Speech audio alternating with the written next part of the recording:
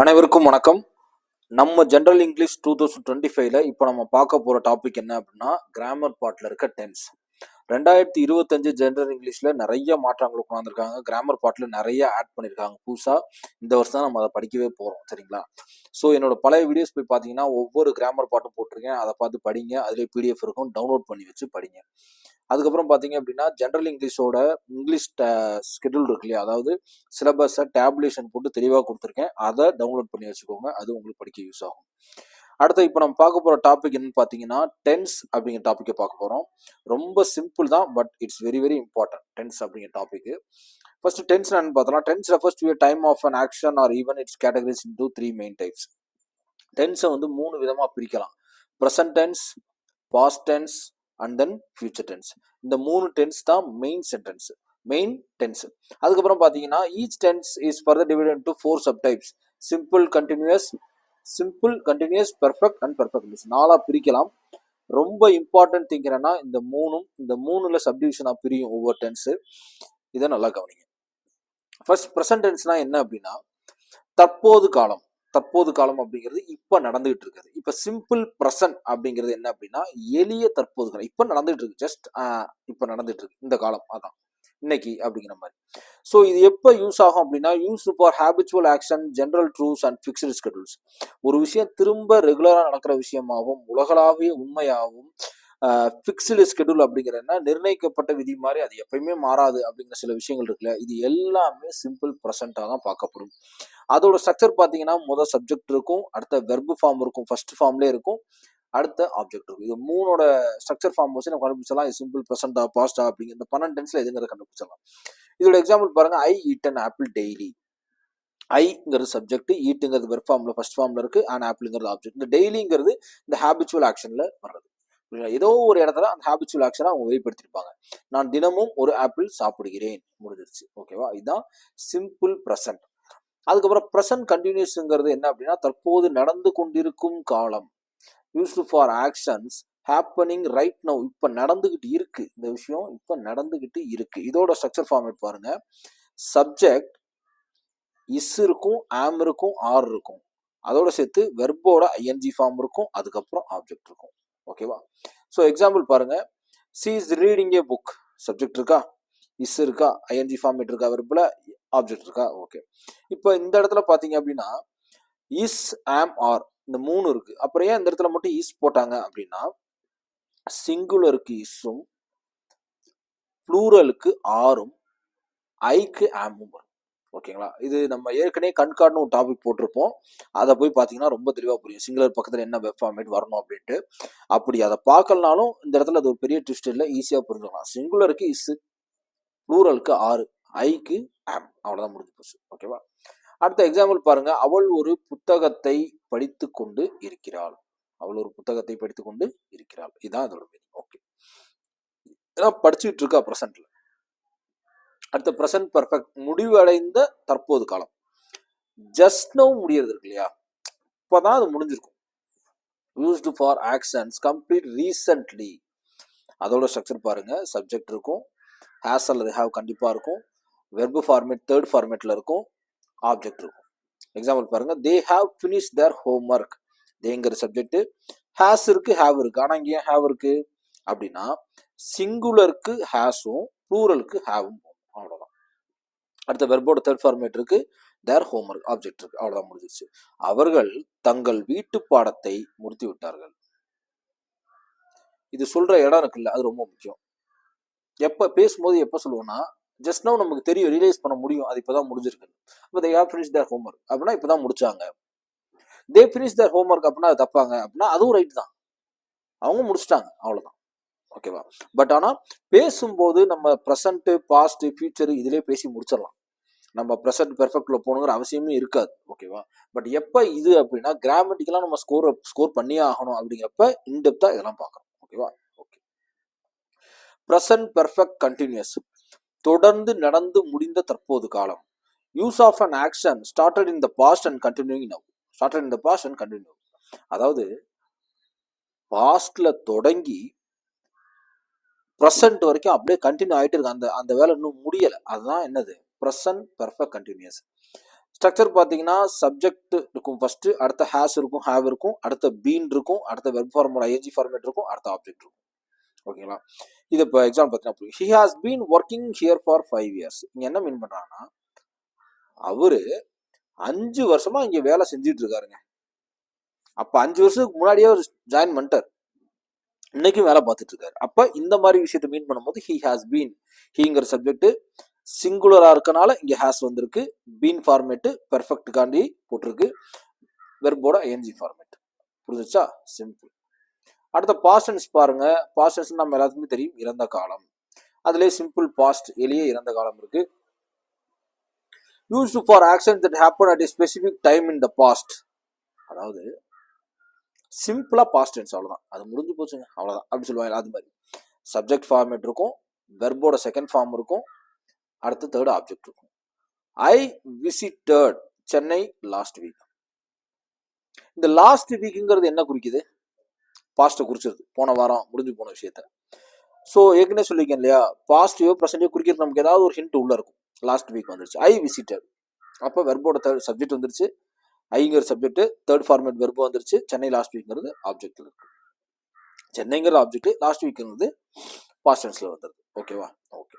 இப்போ I visited Chennai அப்படின்னா பேசும்போது ஐ விசிட்டட் சென்னை அப்படின்னு சொல்றோம்னா அது தப்பா ரைட்டா? கரெக்ட் தான். ஏன்னா பேசும்போது நம்ம ஒவ்வொரு தடவையும் இந்த பாஸ்ட் ஃபார்மேட்டை மென்ஷன் பண்ணி பேசணும் அவசியம் இல்லை. ஐ விசிட்டட் சென்னை, எப்படி உங்களுக்கு சென்னை தெரியும்னா ஐ விசிட்டட் சென்னை, முடிஞ்சு போச்சு. ஓகேவா? ஆனா கிராமட்டிக்கலா நம்ம பார்க்கும்போது நிறைய மாற்றங்கள் இருக்கும். நான் சென்ற வாரம் சென்னைக்கு சென்றேன். ஓகேவா? அடுத்த பாஸ்ட் கண்டினியூஸ் பாருங்க. அந்த நேரத்தில் நடந்து கொண்ட இந்த காலம், அது பாஸ்ட் தான். பாஸ்ட்னா அந்த நேரத்துல நடந்துகிட்டு இருக்கு அப்படின்னு நம்ம பேசும்போது இந்த ஃபார்மேட் நம்ம பயன்படுத்துவோம். Used for action happening at a specific time in the past. Okay, used for action happening at a specific time in the past. அதோட ஸ்ட்ரக்சர் பாருங்க. சப்ஜெக்ட் வாஸ் வேறு அல்லது வாஸ் அல்லது வேறு பிளஸ் வெர்போட ING format object. They were playing cricket. நேத்து நீ அங்க போயிருந்தீங்கல்ல, அப்ப பசங்க என்ன பண்ணிட்டு இருந்தாங்க? தே வேர் பிளேயிங் கிரிக்கெட், அவங்க விளையாண்டுட்டு இருந்தாங்க. அப்ப இந்த இடத்துல பாஸ்ட் கண்டினியூஸ், விளையாண்டுகிட்டு இருந்தாங்க அப்படின்னு நம்ம சொல்லுவோம். தே வேர் பிளேயிங் கிரிக்கெட். இங்க வாஸ் வேர்னு ரெண்டு இருக்கு, அப்புறம் ஏன் வேர் போட்டிருக்கோம்? தேங்கிறது ப்ளூரல், அதனால வேர் போட்டிருக்கோம். பிளேயிங்கிறது ஐஎன்ஜி ஃபார்மேட். புரிஞ்சுங்களா? ஸோ எப்பயுமே நான் ஏற்கனவே சொல்லியிருக்கேன், இங்கிலீஷை தமிழுக்கு மாத்திட்டு திருப்பி இங்கிலீஷ்க்கு மாத்திரம்னா நமக்கு கிட்டத்தட்ட 90% ஆன்சர் கிடைச்சிடும். ஓகேவா? அவர்கள் கிரிக்கெட் விளையாடி கொண்டு இருந்தனர், முடிஞ்சிருச்சு. பாஸ்ட் பெர்ஃபெக்ட், முன்னதாக முடிந்த இறந்த காலம். பாஸ்ட் பெர்ஃபெக்ட்னா use to show an action completed before another action in the past. அதாவது பாஸ்ட்ல 2 ஆக்ஷன் நடக்குது, அதுல 2வது ஆக்ஷனுக்கு முன்னாடியே அந்த முதல் ஆக்ஷன் முடிஞ்சிருக்குன்னு வச்சுக்கோங்களேன், அதுதான் பாஸ்ட் பெர்ஃபெக்ட் மீன் பண்றாங்க. எப்படின்னா சப்ஜெக்ட் இருக்கும், ஸ்ட்ரக்சர் பாருங்க, சப்ஜெக்ட் இருக்கும், ஹேட் இருக்கும், வெர்ப் ஃபார்மோட தேர்ட் ஃபார்மேட் ஆப்ஜெக்ட் இருக்கும். ஓகேவா? The train had left before we arrived. இப்போ வி அரைவ்டுங்கிறது செகண்ட் டைம் இங்க வந்திருக்காங்க, ஆனா அதுக்கு முன்னாடி ட்ரெயின் போயிருச்சு இல்ல. the train had left before we arrived. நாம் வந்த முன்பே ரயில் சென்று விட்டது. ஸ்ட்ரக்சரோட கம்பேர் பண்ணி பாருங்க. the trainங்கிறது சப்ஜெக்ட், ஹேட் வந்துருச்சு. ஏன்னா ட்ரெயினுங்கிறது இங்க வந்து பாஸ்ட்ல வந்து ப்ளூரலு சிங்குலருங்கிற பிரச்சனையே கிடையாது, எல்லாத்துக்குமே ஹேட் தான் போட்டாகும். ஹேஸுக்கும் பாஸ்ட் வந்து ஹேட் தான், ஹேவுக்கும் பாஸ்ட் வந்து ஹேட் தான். வெர்போட தேர்ட் ஃபார்மேட் என்ன? Left. Left left left, third format left தான். ஸோ ஆப்ஜெக்ட் வி அரைவ் அப்படிங்கிறது, பிஃபோர் வி அரைவ் அப்படிங்கிறது ஆப்ஜெக்ட்ல வந்துருது. ஓகேவா? ஸோ 2 விஷயம் நடக்குது, ரெண்டுமே பாஸ்ட்ல நடக்குது. அப்ப செகண்ட் ஆக்ஷன் முன்னாடி பாஸ்ட் ஆக்ஷன் மென்ஷன் பண்ணும்போது the train had left before we arrived அப்படின்னு சொல்லுவாங்க. ஓகேவா? ஓகே. அடுத்து பாஸ்ட் பெர்ஃபெக்ட் கண்டினியூஸ், தொடர்ந்து நடந்து முடிந்த இறந்த காலம். பாஸ்ட்ல நடந்துகிட்டு இருக்கு அப்படிங்கிற மீனிங்க கொடுப்போம். Used for action that were ongoing and completed in the past. Used for action that were ongoing and completed in the past. அப்புறம் என்னன்னா பாஸ்ட்ல நடந்துகிட்டு இருக்க கம்ப்ளீட் ஆன விஷயம் தான், ஆனா நடந்துகிட்டு இருக்க மாதிரி பேசுறதுன்னு ஒன்று இருக்குல்ல, அதான். ஸ்ட்ரக்சர் ஃபார்மேட் பாருங்க. சப்ஜெக்ட் இருக்கணும், ஹேட் பீன் இருக்கணும், வெர்பு ஃபார்ம் ஃபர்ஸ்ட் ஃபார்மேட்ல இருக்கணும், பிளஸ் ஐஎன்ஜி இருக்கணும், ஆப்ஜெக்ட் இருக்கணும்.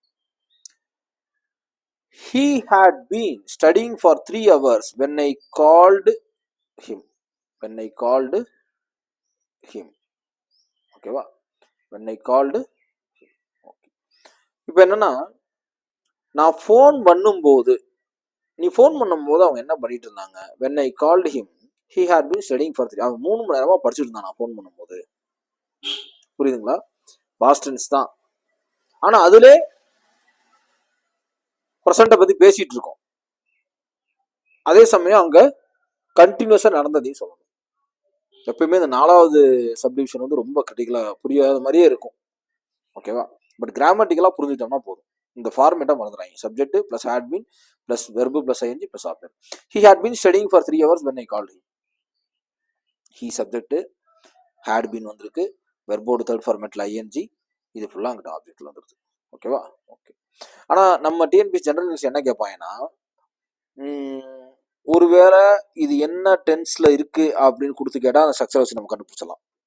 இந்த ஸ்ட்ரக்சர் படி நீ எழுது, இதை பாஸ்ட் பெர்ஃபெக்ட் கண்டினியூஸ்க்கு மாத்துன்னு கொடுத்து இங்க டேஷ் கொடுத்து இங்க பிராக்கெட் கொடுத்தாங்கன்னா அப்போ இந்த ஸ்ட்ரக்சர் ஃபார்மேட்ல எழுதிடலாம். நம்ம பேசுறதுக்கு எவ்வளவு டிஃபிகல்ட்டா இருந்தா கூட எழுதும் போது நம்மளால ஸ்ட்ரக்சர் ஃபார்மேட் தான் ஆன்சர் பண்ண முடியும். ஓகேவா, ஓகே.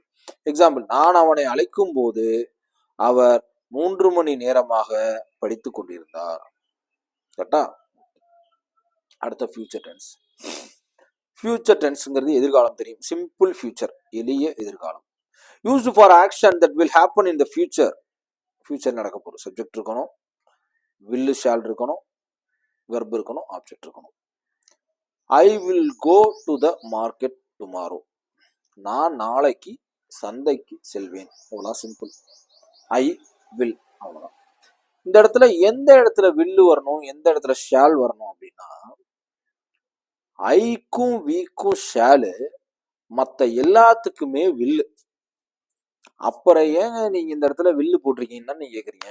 புரியுது எனக்கு.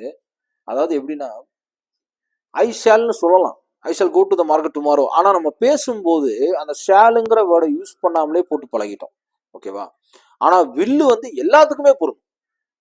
ஆனா கிராமட்டிக்கலா பார்க்கும்போது ஐ வர இடத்துலயும் வி வர இடத்துலயும் என்னதான் செய்யணும்? ஷால் தான் போடணும். ஆனா வில் போட்டாலும் கரெக்ட் தான். ஆனா மோஸ்ட் சஜஸ்டபிள் வேர்டு என்னன்னா ஷால் தான். புரிஞ்சா? அப்போ நீங்க பேசும்போது எல்லாத்துக்குமே வில் போட்டுக்கலாம். ஆனா கிராமட்டிக்கலா பார்க்கும்போது ஐக்கும் வீக்கும் ஷாலு, மற்றதுக்கெல்லாம் வில்லு. ஆனா வில் போட்டாலும் தப்பு இல்லை. புரிஞ்சுங்களா?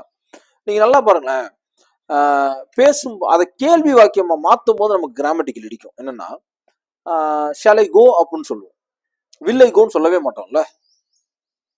வில் யூ ஹெல்ப் மீன்னு சொல்லுவோம், செகண்ட் பர்சனுக்கு வில் போடுவோம். வில் ஐ ஹெல்ப் மீ அப்படின்னு நம்ம சொல்லுவோமா? ஷால் ஐ ஹெல்ப் யூ அப்படின்னு தான் சொல்லுவோம். இப்போ புரியுதா நான் ஏன் ஷால் சொல்றேன்ட்டு? அதான் கொஞ்சம் அண்டர்ஸ்டாண்ட் பண்ணிக்க. புரிஞ்சா? ஸோ நான் நாளைக்கு சந்தைக்கு செல்வேன். அடுத்த ஃபியூச்சர் கண்டினியூஸ், எதிர்காலத்தில் நடந்து கொண்டிருக்கும் காலம். எதிர்காலத்தில் இப்படி நடந்துட்டு இருக்கும். ஒரு எக்ஸாம்பிளுக்கு, நாளைக்கு நான் குரூப் 2 ஆஃபீஸர் ஆகி இப்படி உட்காந்துருப்பேங்க அப்படின்னு சொல்லுவோம் இல்லையா? அது மாதிரிதான். Used for an action that I will be ongoing at a specific time in the future. Ongoing மறந்துடாங்க. சப்ஜெக்ட் இருக்கும், வில் பி இருக்கும், வெர்போட ஐஎன்ஜி ஃபார்மேட் இருக்கும், அடுத்த ஆப்ஜெக்ட் இருக்கும். She will be writing an exam at this time tomorrow. புரிஞ்சிருச்சா? She will be writing an exam at this time tomorrow. அவ நாளைக்கு இந்த நேரத்துல தேர்வை எழுதி கொண்டிருப்பா. அதை நமக்கு சாதகமா மாத்துவோம். நாளைக்கு இந்த இதே வருஷத்துல நான் வந்து குரூப் 2 ஆபீசரா ஒரு சேர்ல உட்காந்துருப்பேன். அந்த மாதிரி சொல்லுவோம் இல்லையா? அதான் எப்பயுமே இங்கிலீஷை தமிழுக்கு மாத்திட்டு திருப்பி இங்கிலீஷ்க்கு வாங்க, தெளிவா புரியும். அடுத்த ஃபியூச்சர் பெர்ஃபெக்ட். இதுக்கு ஒரு எக்ஸாம்பிள் சொல்றேன். Used for an action that will be completed by certain time in the future. அதாவது ஃபியூச்சர் நடக்கிறதான், ஆனா நேரம் முடிஞ்சிருக்கும் அப்படிங்கிற மாதிரி. சப்ஜெக்ட் இருக்கணும், வில் ஹேவ் இருக்கணும், வெர்ப் இருக்கணும், ஆப்ஜெக்ட் இருக்கணும். இது ஸ்ட்ரக்சர் ஃபார்மேட். எக்ஸாம்பிள் பாருங்க. He will have complete the project by next week. Next week அதான் முடிச்சிருப்பான். இதை நமக்கு பொறுத்த மாதிரி சொல்லணும்னா, அடுத்த வருஷம் குரூப் 2ல நான் பாஸ் பண்ணியிருப்பேன்.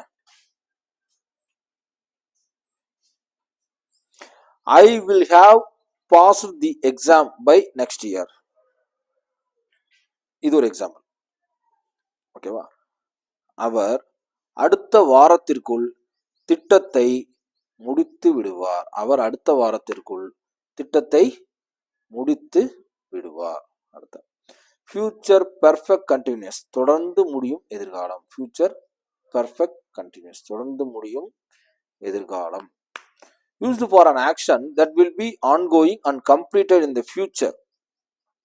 நடந்துகிட்டு இருக்கும், ஃபியூச்சர்ல தான் முடியும். அது ஃபியூச்சர் பெர்ஃபெக்ட் கண்டினியூஸ், அது நடந்துகிட்டேவும் இருக்கும் அப்படிங்கிற மாதிரி.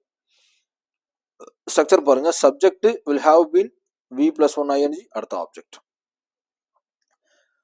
இந்த ஸ்ட்ரக்சர் ஃபார்மேட்ல இருக்கு. they will have been living here for 10 years by next year.